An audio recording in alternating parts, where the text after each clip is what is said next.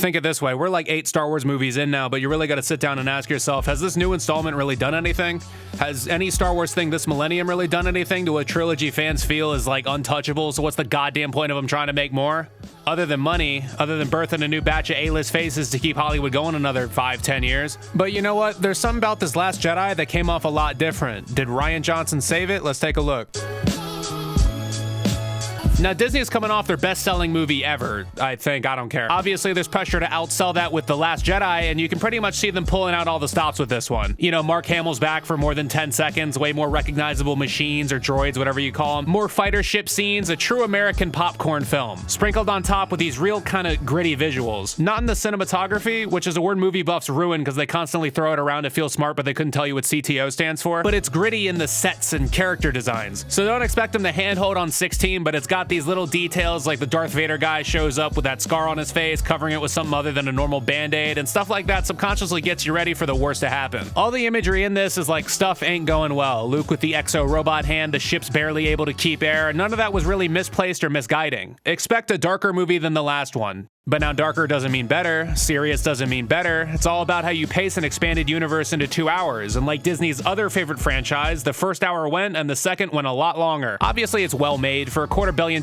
it better be well made, but it's ironic that in low budget filmmaking, it's more money, more freedom, while in big budget filmmaking, it's more money, less freedom. Stylistically, thematically, plot-talically, it's all right, but that's because it had to be just all right. You can't risk something new with a $1 billion audience, and believe it or not, the vast majority of people don't watch many movies, so there's a lower bar of amazement set with that. I know this going in because I'm smart. You're stupid in watching this, so shut up and listen. I saw the last one of these movies while waiting for Foot Locker to open, and I guess the monumental step forward in that one was non-male and non-white protagonists, but that's solely a marketing risk, not a creative risk, not an artistic risk. Let's say you kill every main character halfway through the franchise and introduce a completely new cast in the next film. That's a creative risk. I think there was a Star Trek movie where they hung out in modern-day real-life San Francisco. That's a creative risk. I've never seen a single Star Trek thing in my life because I'm not 40, but that's a move I can respect. Don't tell me Han Solo dying in The Force Awakens was solely done to shock and awe. It's Harrison Ford. You think he wants to sign on for any more of this? You know, show me Kylo Ren at Wendy's or the Star Wars equivalent of Wendy's. People give George Lucas all this shit. At least the prequels gave us the Star Wars equivalent of Denny's. Like, that was a change of scenery. Look, at the end of the day, a filmmaker's choices are going to get restrained by a company as large as Disney. They won't have as much to say about the color grading on this shot or how good what's-her-face acted in this scene, but if whoever in the hot seat walks up to the main investors with, hey, I got something really ballsy, they're probably going to say no, and that sucks. In the last 10 years, producers pretty much figured out a way to strip most, if not all, creative power from the artists, and that's with multi-billion-dollar franchises. They're not here for Sam Raimi, they're here for Spider-Man. They're not here for Rian Johnson, they're here for the girl or whatever her name. Look, she's a multi-millionaire, doesn't need my approval, okay? At least I think she's a multimillionaire. Look, if there's 3 movies on her first contract, tattoo Phillips on her forehead, because you know they screwed her, man. After further research, I saw this article. Daisy Ridley doesn't want to play Rey after Star Wars Episode 9. And you know what that means? That means Daisy and her agent are planting those seeds. Get those checks! But I don't know, are the correct choices the best choices? And directing a narrative, that's pretty much all it is. A series of choices displayed for debate among losers on the internet. You could say getting the original cast in the trilogy was shoehorning. You could say Luke training like Yoda was pandering. You could say too much action, not enough development. You could say a lot of things. You could say I haven't even seen this movie. And you'd be right.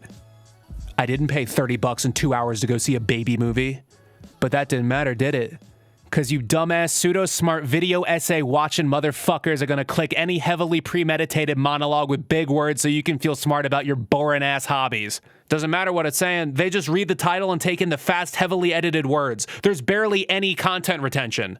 There's some dipshit right now just noticing the instrumental dropped and asking, is he still talking about Star Wars? No, I'm not talking about basic bitch-ass Pixar Star Wars. There is literally zero talent that goes into making a video essay movie review, but you treat all these idiots like they're smart. Teach you how to make a video essay right now. Write out your predictable opinions, get really close to a microphone. Don't worry if you talk like Elmer Fudd, because I know you do. It's okay. Heavily edit every single sentence so there's absolutely no breaths or dead space whatsoever. This will make you sound like you know what you're talking about. Bonus points if you're British or Australian, because then it really sounds like you know what you're talking about. Google Adult Swim instrumentals, there's your background music, done. No one clicks this because they want to hear someone's analysis. They're watching because it's additional content surrounding their predetermined interest. And don't forget, they want to feel smart too. The critics ain't done shit. Back the artists. Don't listen to some weirdo man talk about Daisy Ridley's acting. Listen to Daisy Ridley talk about Daisy Ridley's acting. Just no more. Stop letting amateur critics think they're entertainer scholar people, because they're not. Watch a movie, read Wikipedia, talk into an editing software, and you're as qualified as them. But to be as qualified as the true artists these idiots pick apart, you gotta need a little something extra. We call that talent. We call that vision. We call that work. Are you a would-be filmmaker? Don't watch film analysis by non-filmmakers. Pick up a camera, and if you put it down, you forever yield to those still grinding. There's tons of guys these dudes don't respect because they're bitter. Kodak Black's 20 years old and more accomplished than these old angry men, because he's a real artist. Analyze him. From one of his latest singles, Halloween.